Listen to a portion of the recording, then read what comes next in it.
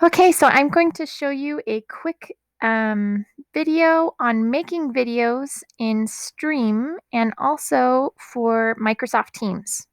So you'll notice I'm in Stream right now, but you can access it by creating a new window by going to office.com. And here is Stream. When I click on it, I can see my content here by clicking on my videos.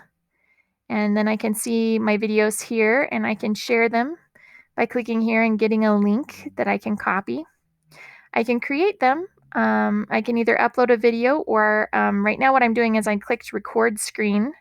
And then it gives me this menu and I can choose if I want to have my webcam on or off and which microphone I want to use. And then I just click record and it gives me a countdown of like 3, 2, 1. And I can do my entire screen, an application window, or a Chrome tab. And since I clicked on that webcam, it showed the webcam there at the bottom. So let me go ahead and close that, but that's one way that you can record your screen through Microsoft Stream. And that's the one that will record when you're in Teams. So if you go to Microsoft Office, you can click on Teams, this little kind of purplish one with the T over here. And you can host your class this way. And as it loads, there's a couple of different ways to invite your students that I will show you how to do. If they have their at my.uvu.edu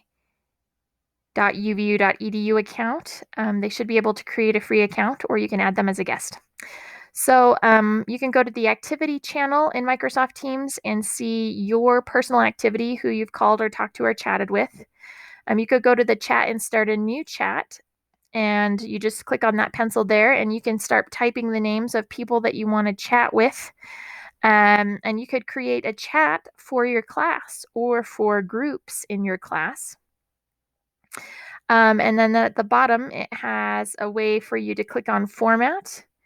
You can choose your delivery options. You can add files from OneDrive or from your computer. You can add an emoji.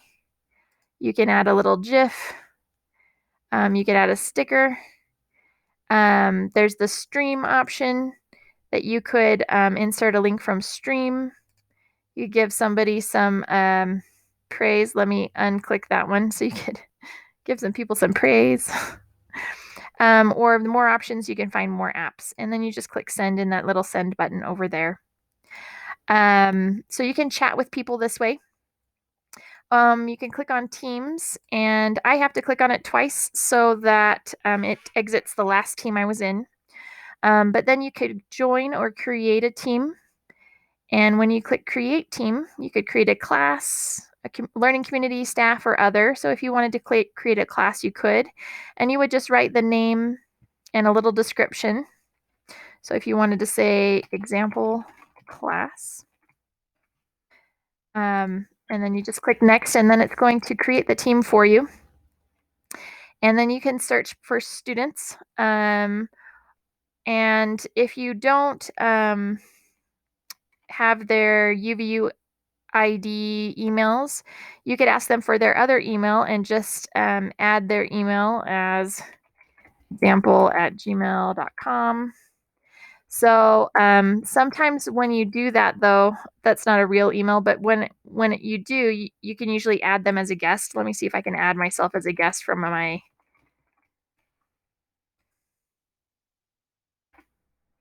Usually you can add them as guests. I will see about the admin rights for that, but you can usually add the UVU ones. And then you'll have your class here, and you can add members this way by clicking on these 3 little dots. You can add channels for groups. So if you wanted to create some groups for them, you could do group 1 as a channel. And you could click add. Or group 2 or group 3. If you want to edit the team, you could click edit and you could choose a little icon for the team. You could choose kind of a grade level for the team. and a subject level if you wanted. And there's a little icon you can choose and just click update. You can upload some class materials from your personal files, or you can upload, you can create folders, new folder. You can copy links or download information. So if you wanted to share PowerPoints, this is a great way to share PowerPoints.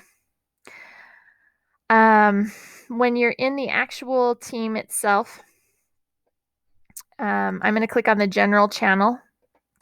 It has a new icon that it didn't before, and it says meet now. And so you could schedule a meeting and you could invite participants. So if you wanted to meet one-on-one with students, you could do that, or you could just say class for May 13th at 10 a.m.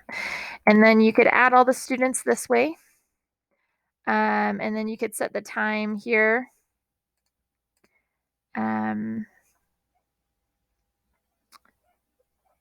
I think I'm getting close here. Okay. Until, maybe 12.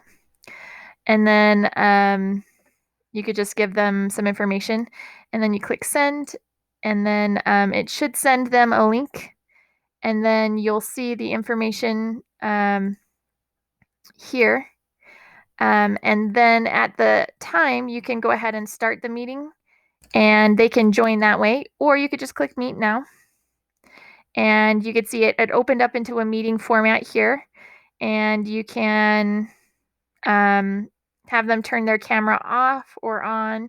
You can have them mute or unmute. You can have them share their screen, the whole window or specific screen, so they could give presentations. You can start a recording this way, and this would go to your stream account. You can show the chat and talk to them and say, hello. You could show participants who's in the meeting, and you can also invite someone this way by adding their email or clicking the link and copying the link to Canvas or to another format. And then you can hang up by just clicking that end button there. And you can rate the quality. But they could just click join if you start that meeting right then, as long as they're part of it. And I'm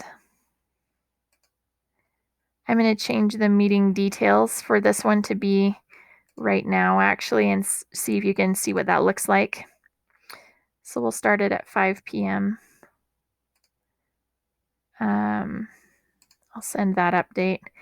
And then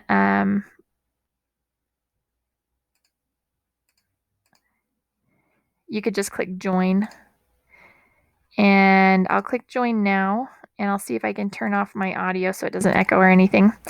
But let me see if I can access this in a way that you can see the students form.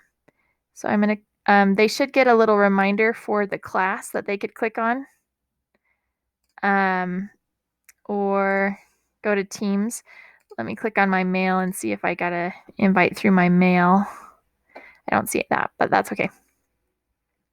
All right, so if they enter Teams, what they'll see is they'll see something that says join, and then they can click join, and then they'll be able to join and add the class. So other functions for Teams includes the calendar. So things that are due or meetings that are scheduled will appear on the calendar, and they can join through the calendar. You can just give someone a specific call by clicking on calls. You could create a group to call. And then files. These are your personal files, so no one else can see them unless they're added to the specific team. You can add apps. Or find or search apps. You can ask for help, and you can also download the Microsoft Teams to your desktop. I actually just use office.com. So your students don't have to download it, but if they wanted to, they could. Okay, that's a quick overview of Teams. I'm happy to workshop with you guys if you have questions about how to use Teams more. And thank you for watching this video.